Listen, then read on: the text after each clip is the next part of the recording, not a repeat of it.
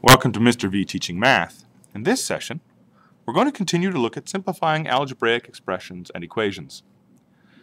We're continuing to work here. We are on the second trick, the distributive property, the second technique. I don't know if I've mentioned it before, but each one of these techniques actually breaks the BEDMAS rules. Let me show you how. Here's an example question that we might be faced with. 3 times x plus 3. If we follow BEDMAS, we would go to the brackets first. And we go BEDMAS. I have to do the adding. X plus 3. I can't do it. I'm done. But there's a way around that. Allow me to demonstrate using some other questions. I'll start with this one. Let's follow BEDMAS the way I've taught it earlier. Okay, brackets first. First I copy down the stuff I'm not using. 8 minus 5 is 3. Okay, 2 times 3 is 6. Let's set up another example. Again, if I follow the BEDMAS rules,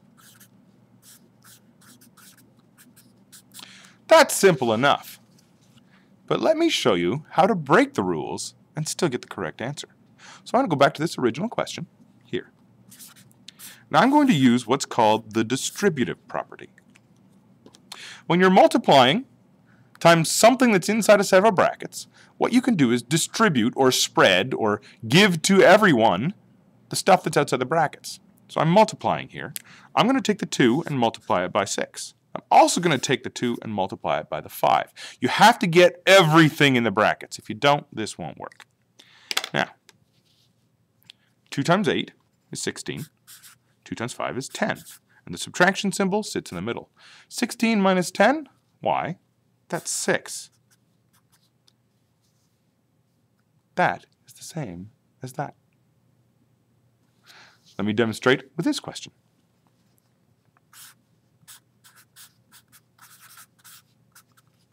Again, I can distribute. This time I'm dividing, but I'm going to distribute it to everything in the brackets.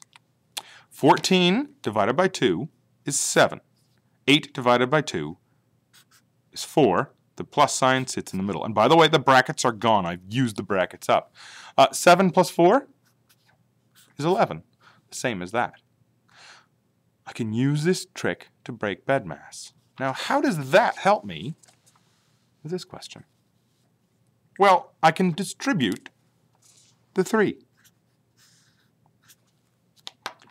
I have 3 times x.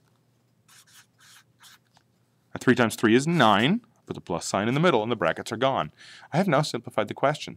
I broke the BEDMAS rules, but it works. Let me demonstrate with this one.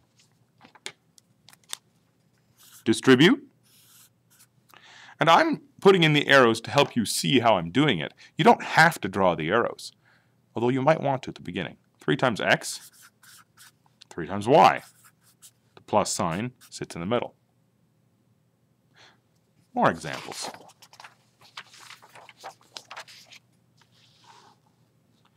Once again, I have to distribute this dividing by 4. So, I have to do 12 divided by 4, which is 3. 4x divided by 4 will give me 1x, and the plus sign sits in the middle. Notice how much simpler that is compared to that. Another question. Once again, I have to distribute.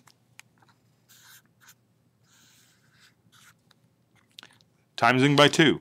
2 times 3x gives me 6x's. 2 times 4y gives me 8y's. The adding sign goes in the middle. One final question. I never like it when textbooks and assignments and so on that I get from other places don't put brackets around this. Too many students lose their negative signs. So if you see a question like this, do this. Now I've got brackets around it. Lazy mathematician left out the multiplying. Once again, I have to distribute. And now timesing by negative 2.